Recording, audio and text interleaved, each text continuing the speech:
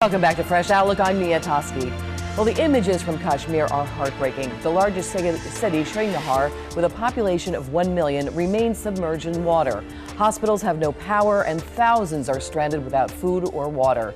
Aid workers now worry about the health of survivors in the Himalayan region that is claimed by both Pakistan and India. The worst floods in a decade have hit northern India. Now experts are worried a health crisis could be looming. In Indian Kashmir, more than 200 people have been killed and another 275,000 evacuated since the floods hit 13 days ago. At least 80% of the main city of Srinagar remains under more than 9 to 12 feet of water. Countless bloated livestock carcasses now float across the waterlogged region. Doctors are already seeing cases of diarrhea, skin allergies, and fungus among the population. There are pretty high chances of waterborne diseases and diseases due to overcrowding. So we suggest that government should make arrangements for supply of vaccines regarding typhoid, cholera, and they should make proper placements for people to avoid overcrowding so that tuberculosis doesn't set again.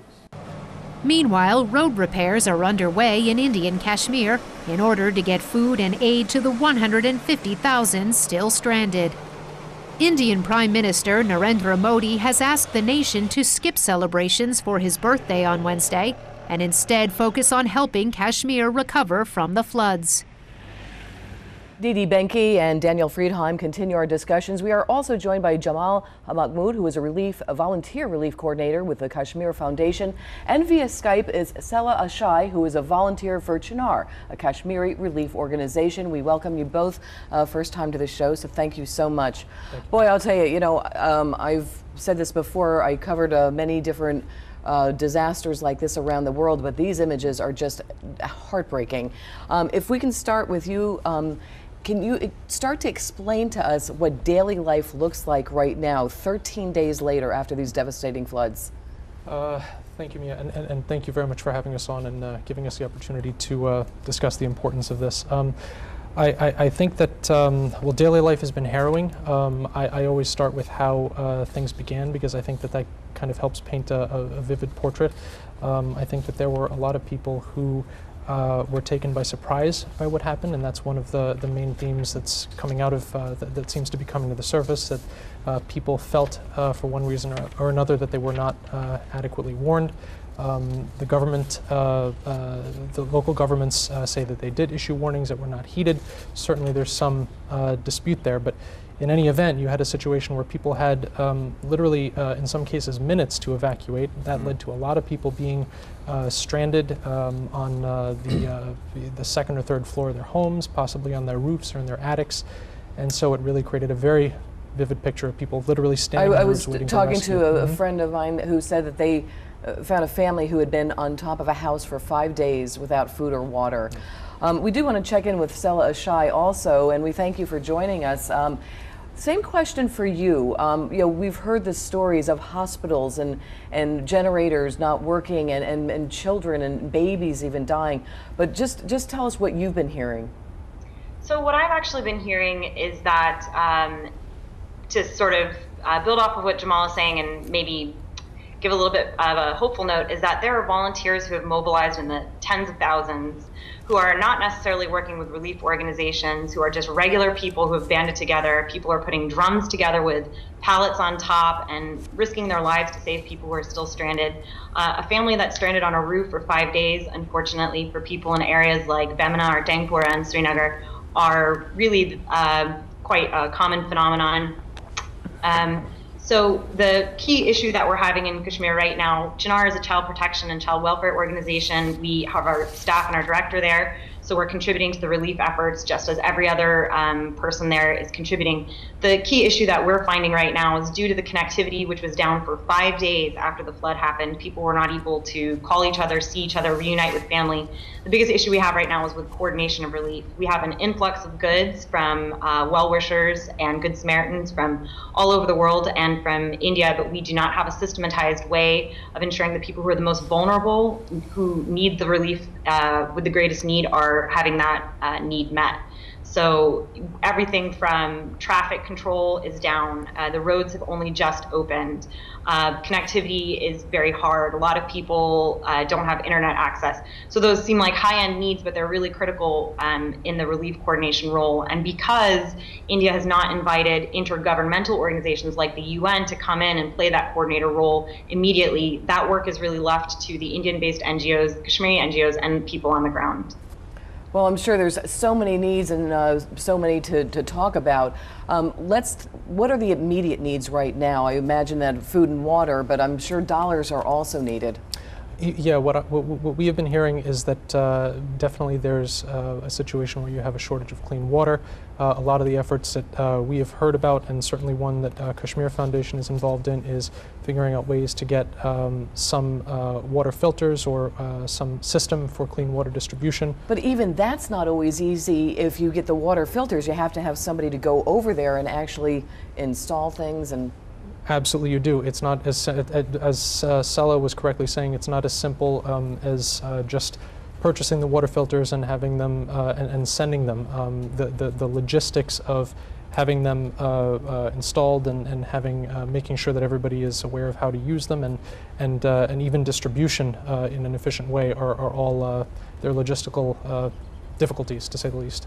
And of course, you know, we've seen things like Hurricane Sandy and Hurricane Katrina's here in the States, and those were images that shocked us. But this is, you know, so far away. They don't have as many people. But I want to just talk about this region, if you can. How many people are affected?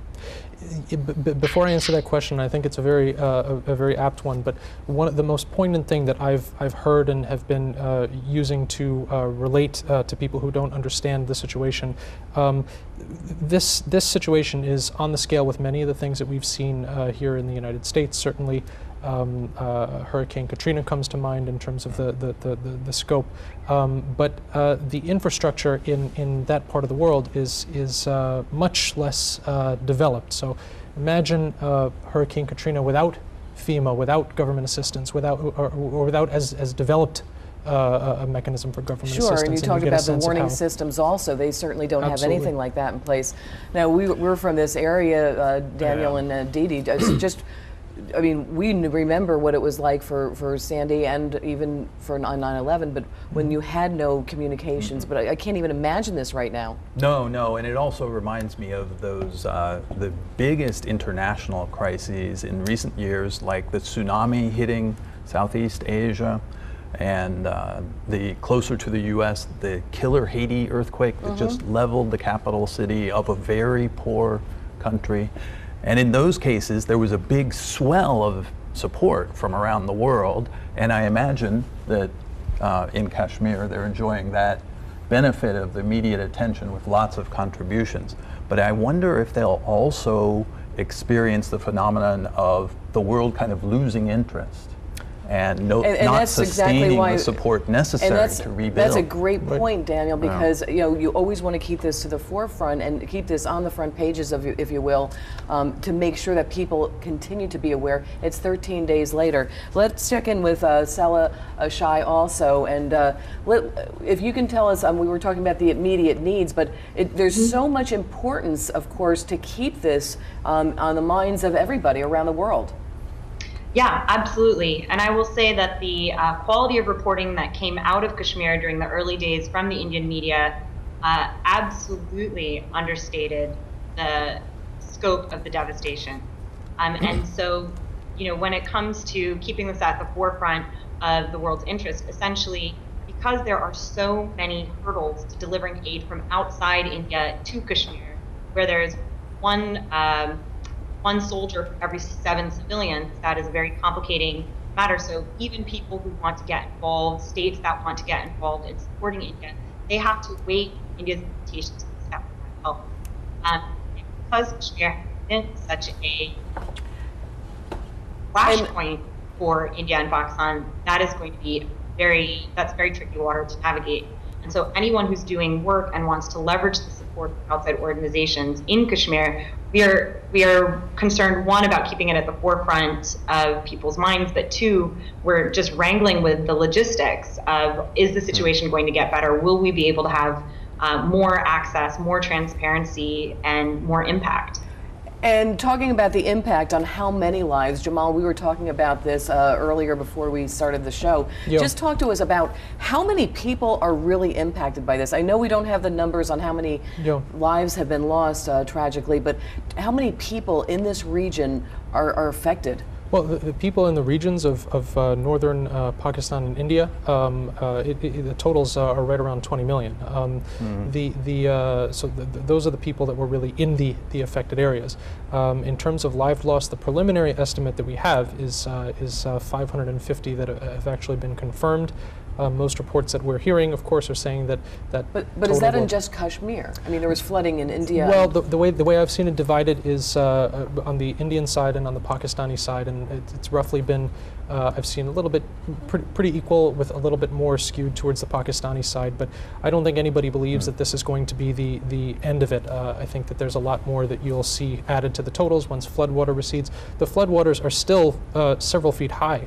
They're not draining. These are valleys that we're talking about, so we don't know what's under the waters. And let's talk about how many people are stranded and probably without any food right now or water. I believe the best way to look at it is the case of Srinagar. I believe there, even though the relief effort from both the army and the civilians that are involved there has rescued roughly 250,000 people, to my knowledge, I've heard estimates of 400,000 still stranded, and that's a serious situation because water and food shortages are really making this a deadly it's just situation. amazing. Sometimes, for anybody that's just watching right now, even if you'd spare a dollar or anything like that. Now, I have a political question. Both of you have alluded to how this is a divided region. It's shared between two countries that have been rivals in the past, fought wars. They're still arguing about control of this particular part of the region, Kashmir. Is this turning into a humanitarian event that can, at least temporarily, unite those two rival countries, Pakistan and India?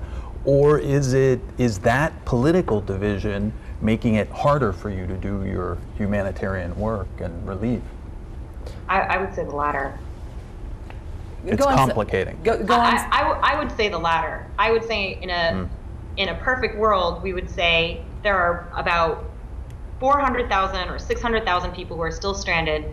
Can't these two countries work together, facilitate the sharing of resources? There's a much easier land route through Pakistan into Kashmir than there is to India. So let's open this up, let's facilitate the flow of aid. But that's exactly the opposite of what's happening. And I think, again, just like with the political conflict, the casualty is the people of Kashmir. India and Pakistan have made offers to help each other, which are essentially quite obvious, just posturing.